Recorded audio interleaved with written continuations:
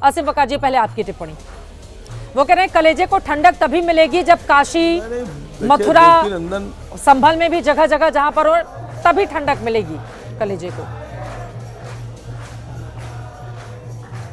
नहीं, देखिए देवकीनंदन ठाकुर बोल के गए हैं कि हमारे मंदिर जो सरकार के पास है वो हमको दे दें। ये बात उन्हीं ने बोली है, आपके चैनल पे बोली है। हाँ। तो वो तो ये भी आरोप लगा रहे हैं कि उनके मंदिरों पर कब्जा हो गया सरकार का।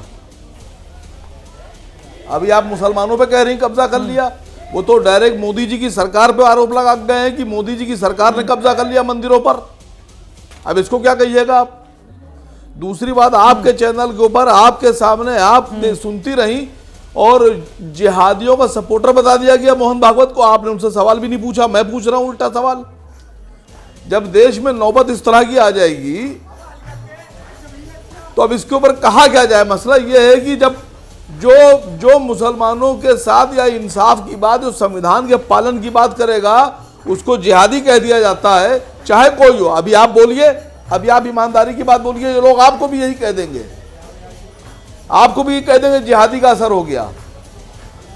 तो ऐसे लोगों से क्या बात की जाए मैडम? अरे सर, मैं सुन जिनका नहीं पाई, मानसिक मैं यहाँ पर संतुलन ही खराब हो गया है। में पीछे इतना पूजा कीर्तन चल रहा है, ठीक है, थोड़ी थोड़ी आवाज आ रही है, थोड़ी थोड़ी आवाज आ रही है। नहीं कहना चाहिए जिहादी किसी को। मैं आपकी बात से सहमत हूँ। संगीत रागी जी, जल्दी से आप बोलिए, फिर बाकी मेहमानों के पास आऊंगी। संगीत रागी जी।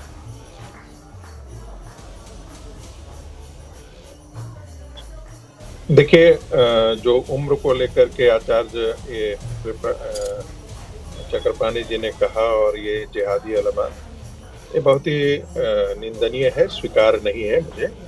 और ऐसी भाषा का प्रयोग परम पूजनीय सरसंघ चालक जी के लिए नहीं किया जाना चाहिए। जहाँ तक रही बात हिंदू समाज किस दिशा में जाएगा, तो उदार भावना तो वही है जो संघ प्रमुख ने कहा है, लेकिन जो इस्लाम की कट्टरता है शायद हिंदू समाज उसको इग्नोर नहीं कर सकती है। और जो देवकीनंदन ठाकुर जी ने कहा, क्या हम देवबंद को बता सकते हैं, कह सकते हैं कि तुम हिंदुओं को काफिर कहना बंद कर दो? इस्लाम की शिक्षा में जो काफिर है, जो दूसरे धर्म के मानने वाले हैं, वो दुश्मन है। ठीक है, वक्त हमारे पास कम है। जल्दी से स्वामी चक्रपाणी जी, स्वामी चक्रपाणी जी, जल्दी से एक क्लोजिंग कमेंट आपका। ठीक है, स्वामी चक्रपाणी जी। देखिए चित्रा जी, दुर्भाग्य इस बात का है कि जो वकार बैठे हैं, वकार साहब बैठे हैं, चाहे तमाम ऐसे लोग जो इस्लाम के पैरवीकार बनते हैं, यही लोग माननीय मोहन भागवत जी के बयान के दुरुपयोग करते हैं। यही लोग उस बात को उठाते हैं। देखो जी, उन्होंने तो कहा और ये चाहते हैं कि हम लीगल कार्रवाई भी करके अपने मंदिरों को वापस न लें। सवाल इस बात का है कि एक तरफ से ये लोग दबाव डालते हैं अन्य संस्थाओं पे, सरकार पे, चाहते हैं कि सरकार किसी भी तरीके से हिंदू संगठनों को कार्य न करने दे, हम अपने मंदिरों के अधिकार को न लें, और ये जो मुगलों की पैरवीकारी बने अपने आराम से करते रहे और हमारे मंदिरों को भी कब्जा करते रहे, मंदिरों पे मस्जिद चलाते रहे, तो ये ऐसा स्वीकार्य नहीं होगा। जो लीगल कार्रवाई हो रही है वो संवैधानिक तरीके से हो रही है। और मनोज काका जी, 2 लाइन में, मनोज काका जी 2 लाइन में चाहेंगे कि प्रभावित हो जाए तो ये नहीं होगा। नहीं, चित्रा मैं बहुत जल्दी खत्म करूंगा।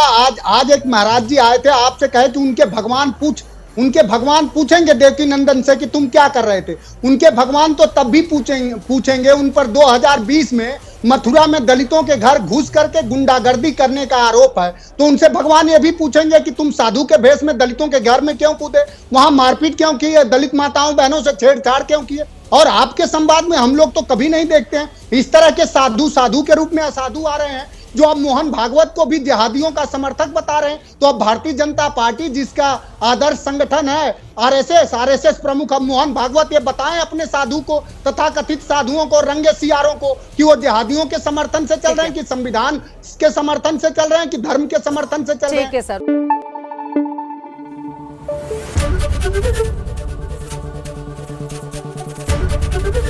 एबीपी न्यूज आपको रखे आगे।